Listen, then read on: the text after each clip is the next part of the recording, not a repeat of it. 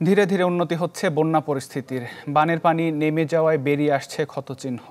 নোয়াখালীতে গত ৩ দিনে ৫ থেকে ৬ ইঞ্চি পানি নেমেছে।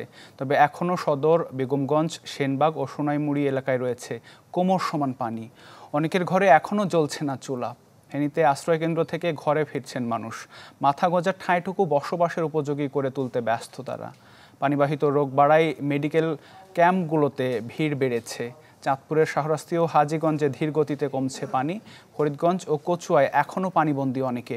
মৌলভীবাজার ও হবিগঞ্জে বানের পানি নেমে যাওয়ায় বের হচ্ছে ক্ষতচিহ্ন। সেতু ও রাস্তাঘাট ভেঙে যাওয়ায় সীমাহীন দুর্ভোগে বাসিন্দারা।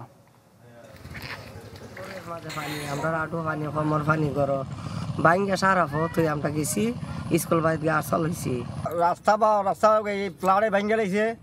আমরা তো রাস্তায় চলাফেরা করতে পারি না ভাই। আমরা অনেক খাই হতে হয়েছে, মনে হয় যে রাস্তাঘাট ভাঙছে, আমরা জমিন জামান যা আছে সবকিছু বন্যায় নিয়ে গেছে। আমরা মনে হয় অনেক আটকে অবস্থায় আছি। বাচ্চা কাচ্চাদের পুরা শরীরের মধ্যে বিচি বাসরা উড়ি, এখনই অবস্থা খুব খারাপ হয়ে যাইতেছে।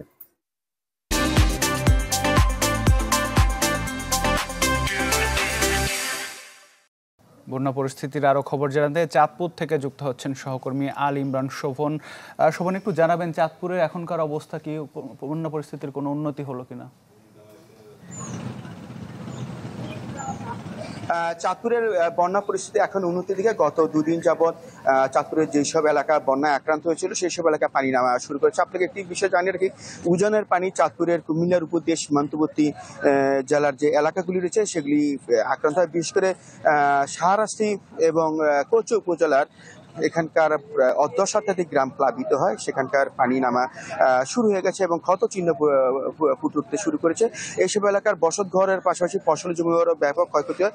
আমি এই ব্যাপারে চাঁদপুর জেলা কৃষি সম্প্রসারণ অধিদপ্তরের সাথে কথা বলি। তারা যেটি জানিয়েছেন, শুধুমাত্র শাহরাস্তি উপজেলায় 350 হেক্টর ফসলি জমি ক্ষয়ক্ষতি হয়। সেখানে 4000 কৃষক ক্ষতিগ্রস্ত হয়েছেন এবং যার আর্থিক পরিমাণ 6.5 কোটি টাকার উপরে।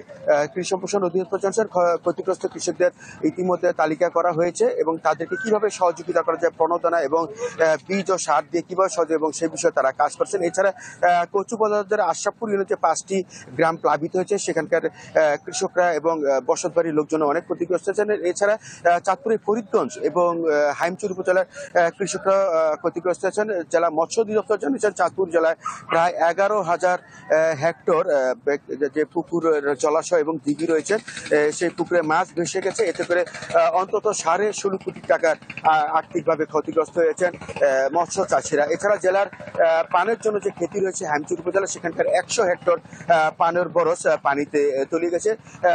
বন্যা এবং অতিবৃষ্টি এই দুইয়ের কারণে চাঁদপুর জেলার অন্তত 4টি উপজেলার অর্ধলক্ষাধিক মানুষ ক্ষতিগ্রস্ত হয়েছেন। এখানে কৃষি ক্ষতিগ্রস্ত হয়েছে, এখানে মৎস্য সমিতি এবং পোল্ট্রি ব্যবসায়ীরা ক্ষতিগ্রস্ত হয়েছেন। জেলা কৃষি সম্প্রসারণ অধিদপ্তর জানিয়েছে ক্ষতিগ্রস্ত কৃষক এবং চাষিদের কিভাবে সহায়তা করা যায় সেভাবে তারা কাজ করছে। এই ছিল চাঁদপুর থেকে সর্বশেষ খবর।